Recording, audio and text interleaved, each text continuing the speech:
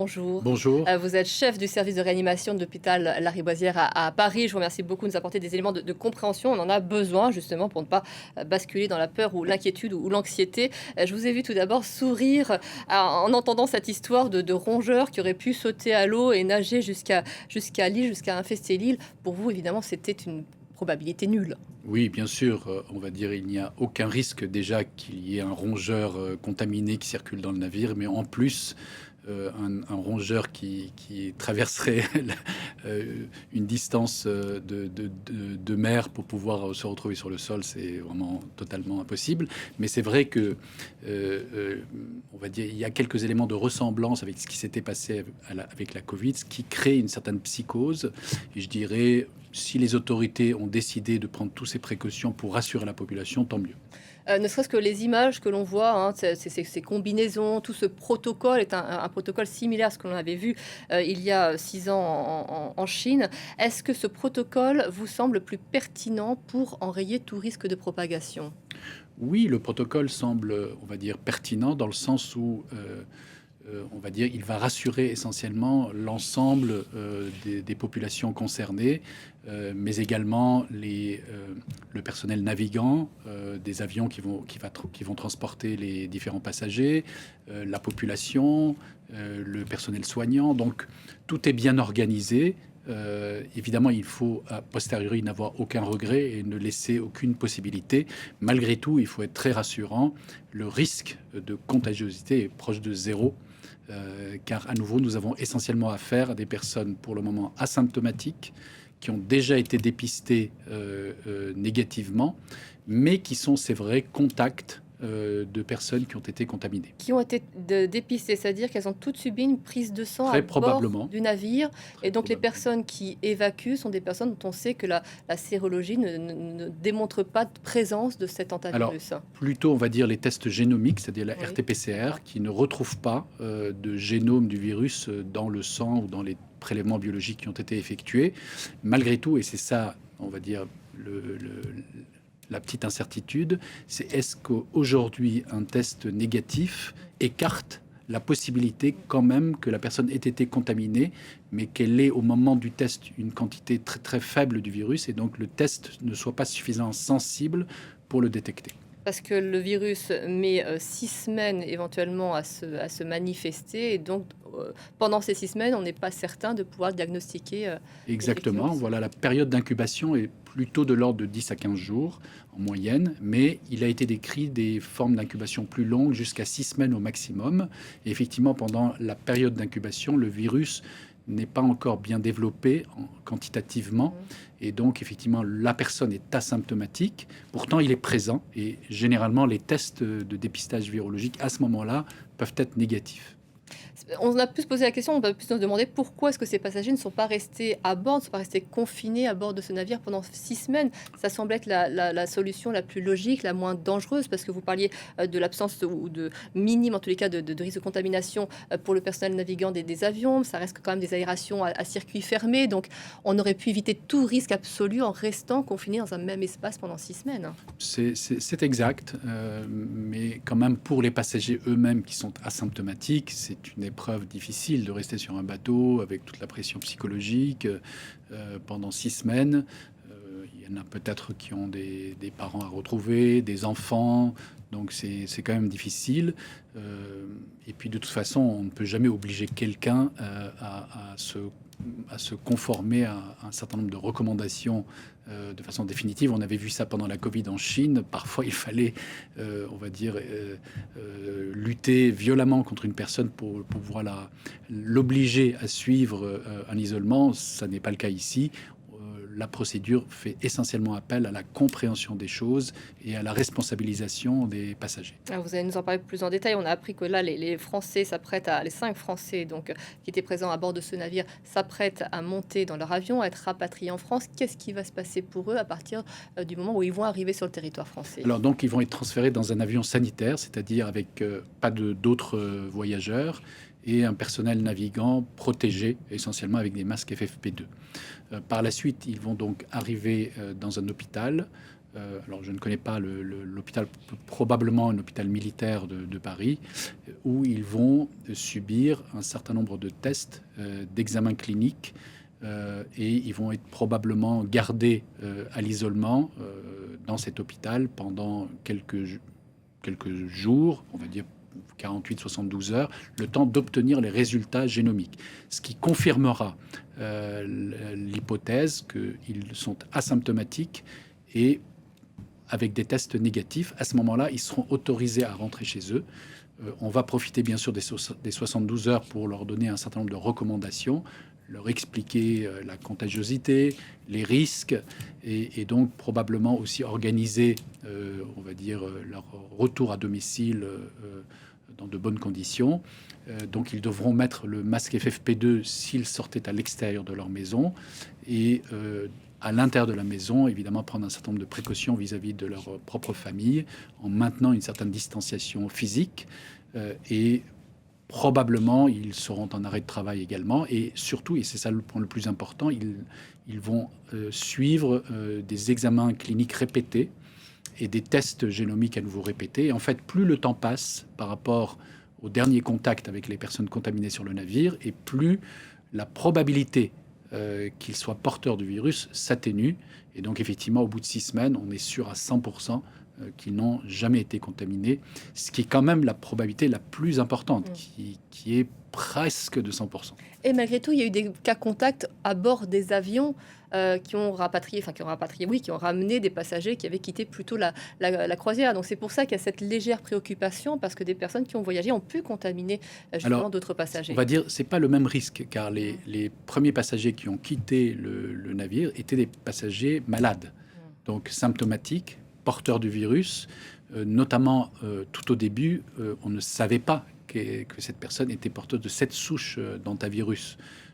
Donc effectivement, il y a pu y avoir cette fois-ci un risque plus important de contamination de personnes qui se seraient rapprochées de ce patient. Donc il a été question d'une hôtesse de l'air, peut-être un personnel soignant, mais malgré tout, l'enquête épidémiologique, pour le moment, semble avoir écarté une transmission dans un avion. Alors, parlez-nous plus en détail de la manière dont se fait cette contamination, parce que justement, on pensait que cette souche d'hantavirus était moins contagieuse que d'autres que l'on connaît davantage en Europe, par exemple. Alors, on va dire, les hantavirus sont des virus qui ont pour hôte naturel les rongeurs.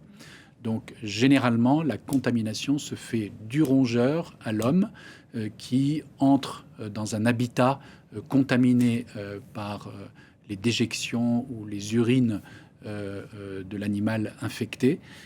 Et à ce moment-là, il peut être lui-même contaminé. Il peut y avoir des morsures aussi contaminantes, mais c'est plus rare. Alors, ça peut se faire facilement avec les tas de bois. Enfin, en fait, dans le quotidien, c'est assez facile d'être au contact quand on est dans la nature ou dans la campagne. Voilà, avec des donc en déjections. fait, c'est plutôt des activités forestières, agricoles, ou effectivement, comme c'était le cas ici, d'ornithologie ou de découverte de lieux sauvages qui exposent l'homme à ce type de virus. Alors la particularité avec l'espèce des Andes d'hantavirus, c'est qu'une fois transmise à l'homme, celui-ci peut la transmettre à un autre homme. Il existe une transmission interhumaine qui a été décrite, mais qui est quand même, on va dire, pas si facile que ça. Elle nécessite une proximité importante entre les humains. Alors généralement, elle se transmet essentiellement à des personnes qui partagent la même chambre à coucher, le même repas, dans un espace clos, avec un temps de contact assez prolongé, Un bateau un de échange de croisière, salive. c'est idéal, effectivement. Voilà, un avion, donc, des vols de plusieurs heures. Et c'est pourquoi, évidemment, la transmission interhumaine a eu lieu sur ce navire. Il y a 8 personnes suspectes d'avoir été contaminées, dont 6 certaines. Et donc, c'est possible. Par la suite, évidemment, la contamination, on va dire, avec toutes les mesures qui sont prises, est nulle. Et donc, évidemment, on va être très rapidement rassuré que ce virus ne sera jamais rentré sur le continent européen africain ou asiatique, puisqu'en fait, naturellement, il n'y existe pas. Nous avons des souches d'hantavirus qui sont totalement différentes. Mais ce qui a créé cette grande inquiétude aussi, c'est la létalité de cette souche en particulier. C'est vrai que ce sont des organismes vivants qui ont une capacité d'adaptation. Et c'est là on est obligé de dire on ne sait pas vraiment, puisqu'on ne connaît pas la capacité, tout comme avec le coronavirus, de s'adapter, de résister. Vous avez raison, on ne peut pas affirmer les choses définitivement. Néanmoins, les différences, c'est que d'abord, c'est un virus connu depuis une trentaine d'années. Il est responsable de petites épidémies ou d'infections isolées en Amérique du Sud, et il n'y a jamais eu d'extension d'une épidémie plus importante dans ces régions. D'ailleurs, dans la région d'Ushuaïa, les autorités ne rapportent pas d'infection récente à ce virus. Mais comme vous le dites, le monde des virus connaît un certain nombre de mutations, de modifications, d'adaptations à des hôtes différents. Et donc, il faut être prudent.